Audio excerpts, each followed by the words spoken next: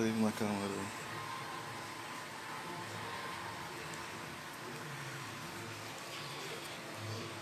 Olá, boa tarde, povo de Deus. Estou apanhando aqui da câmera. Da câmera, melhor dizendo. Um olá aqui da minha irmã, Kelly Patrícia. Oi, pessoal. Hoje, como o assunto é confissão, antes de confessar, tem todo o preparamento antes. Assim devemos fazer toda vez que nós formos confessar. É isso aí, futuramente lives comigo e minha irmã Kelly Patrícia. Hoje quero falar desse tema para vocês sobre confissão.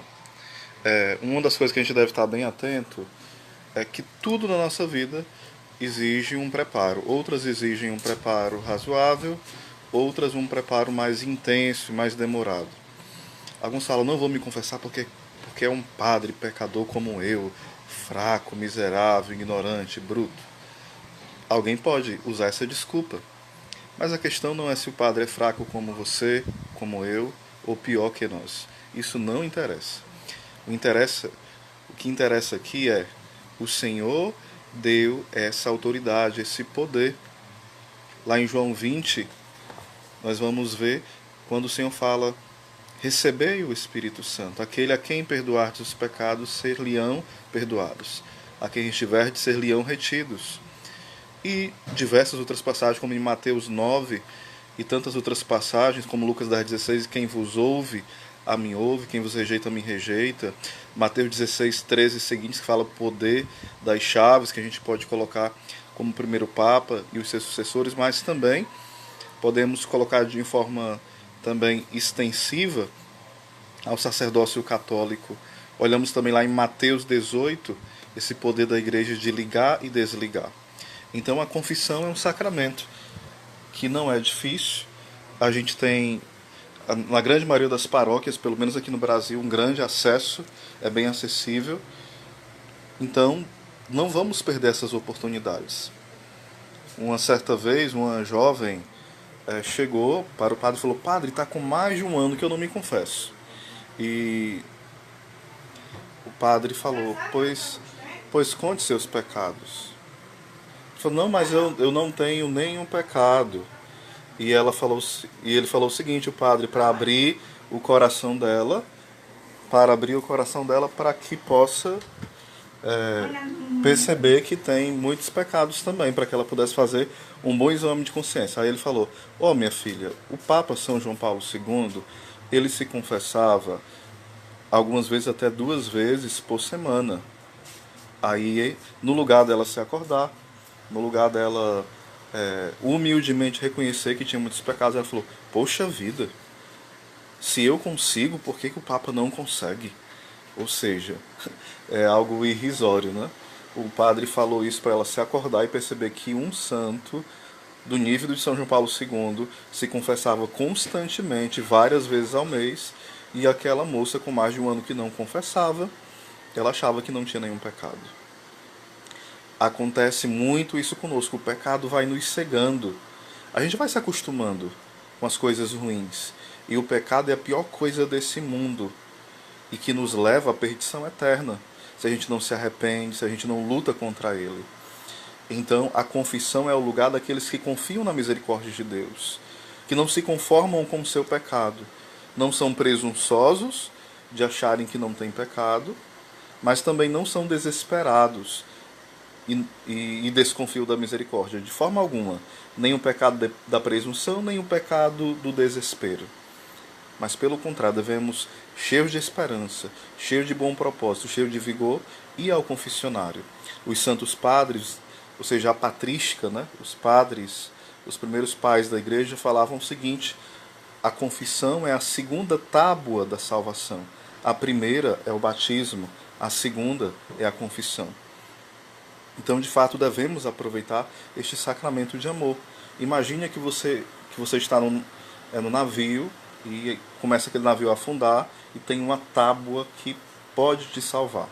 Essa primeira tábua do naufrágio, que nos livra do naufrágio de morrer em alto mar, é o batismo. Mas ao longo da vida nós vamos cometendo pecados. E aí vem a segunda tábua da salvação, que é o sacramento, melhor dizendo, da confissão. Muitas vezes nós temos vergonha de fato de confessarmos pelo nosso orgulho, pela nossa vaidade. E São João Maria Vianney fala o seguinte, é o Curandares, né? Ele fala o seguinte, que quando nós vamos pecar, o demônio tira a vergonha. E quando nós vamos ao confessionário, o demônio coloca a vergonha. Então vamos ter cuidado, porque essa é a artimanha do demônio. De olhar o sacramento da confissão como algo bobo, como algo irrisório, como algo que não vale a pena de forma alguma, mas vale sim. Quanto mais santa é uma pessoa, mais ela se reconhece pecadora. E na confissão você tem a absolvição, o perdão dos pecados, mas você também tem o acúmulo de forças espirituais para lutar contra o pecado. Fale assim para você mesmo.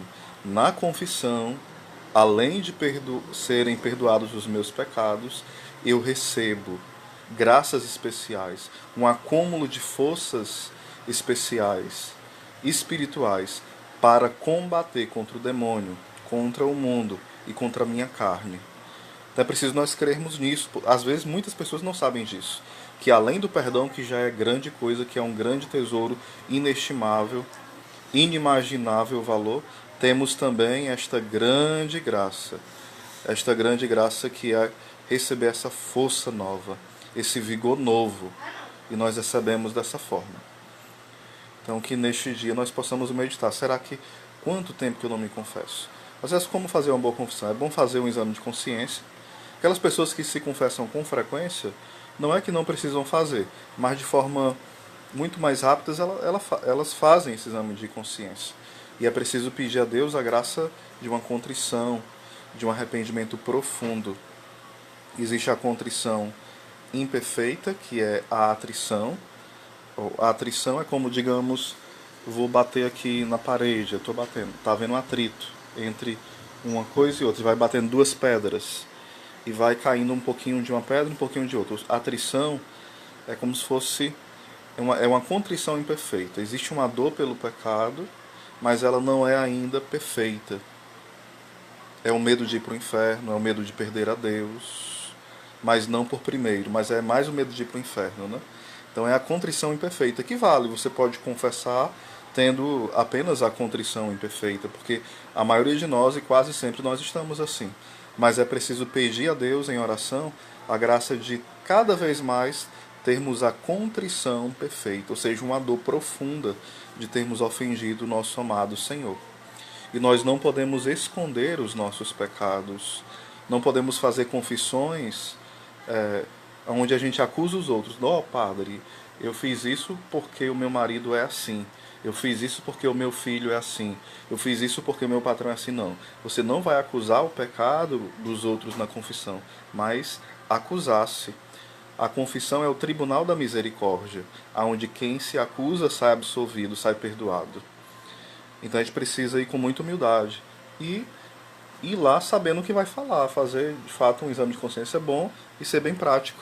Estar arrependido, acusar os pecados, não esconder nenhum pecado, não fantasiar os pecados. Tem a história de um homem que ele falou: padre, eu roubei uma corda. Aí, só uma corda, meu filho? Mas faça essa penitência. Não, mas atrás da corda tinha um boi. Aí, não, mas vamos lá fazer penitência sobre isso. Ah, não, mas atrás do boi tinha uma carroça. Atrás da carroça tinha... Dentro da carroça estava carregada de ouro. Ou seja, ele ia enrolando. A confissão não é o lugar de enrolar. Porque ali é o próprio Jesus que quer nos ouvir, que quer nos absolver, que quer nos perdoar, que quer nos abraçar. Ali se cumpre a parábola do Pai da Misericórdia, do Pai misericordioso, a parábola de Lucas 15 do Filho Pródigo, aonde o Pai abraça o Filho Pródigo. O Pai abraça, e os dois braços do Pai, a gente pode falar de forma espiritual, é o Filho e o Espírito Santo. Então ali na parábola do Filho Pródigo, a parábola do Pai Misericordioso, ali um abraço da Trindade. O Pai, o Filho e o Espírito Santo abraçam-nos. E é isso que acontece na confissão, onde o padre vai falar no finalzinho já: eu te absolvo em nome do Pai, do Filho e do Espírito Santo. O abraço da Trindade. O abraço não mais de uma parábola, mas de uma realidade eterna, viva, presente, que é o abraço de Deus sobre nós. E existe a absolvição, depois tem a penitência, né, que o padre dá, e essa penitência de fato deve ser cumprida com todo amor, por mais simples que seja aquela penitência dada, e mais ainda deve ser cumprida com todo amor, com toda a delicadeza que Deus nos convida a ter. Essa delicadeza no sentido bom da palavra delicadeza, ou seja, com todo cuidado, com toda minúcia. Então é preciso apaixonar-se por este sacramento. Santa Teresa de Ávila teve uma visão onde muitas almas iam para o inferno. Aí, no finalzinho da visão, o Senhor explicava que não eram a alma dos pagãos, não eram a alma dos não cristãos, nem dos que não se confessavam. Eram daqueles que se confessavam mal, que escondiam os pecados, que ficavam querendo pousar de santo na confissão. Nós não podemos fazer isso. Inúmeras pessoas que morreram em fama de santidade, vários livros como o livro Confessai-vos o Bem, O Inferno Existe, mostram que essas pessoas morreram em fama de santidade, mas perderam o céu porque confessavam sempre mal, nunca contavam tudo. Então a confissão é um grande dom de Deus para nós. Então a gente precisa crescer nessa postura de sempre confessar-se melhor. A gente pode automatizar a confissão. A confissão não pode ser uma bengala, tipo, eu vou pecar porque amanhã eu me confesso. Isso é sacrilégio, nós brincarmos com o sacramento. Isso não quer dizer que a gente vai diminuir a frequência. A gente pode aumentar a frequência, mas também crescer na qualidade da nossa confissão. E para isso é preciso uma vida de oração. Uma pessoa que não reza, ela não se conhece. E ela não vai ter essa determinação, como fala Santa Teresa de Ávila. Abraçar o meu amigo seminarista Gerdones, que está acompanhando pela live. É um prazer, Gerdones, te ver aí, tá bom? Acompanhando. Um grande abraço, irmão. Daqui uns anos eu estou me confessando aí contigo, se Deus quiser, né? Um grande abraço a todos e vou fazer outras lives sobre esses temas dos sacramentos, tá bom? Essa live aqui foi rápida, estou reiniciando as lives aqui no Facebook. Um abraço.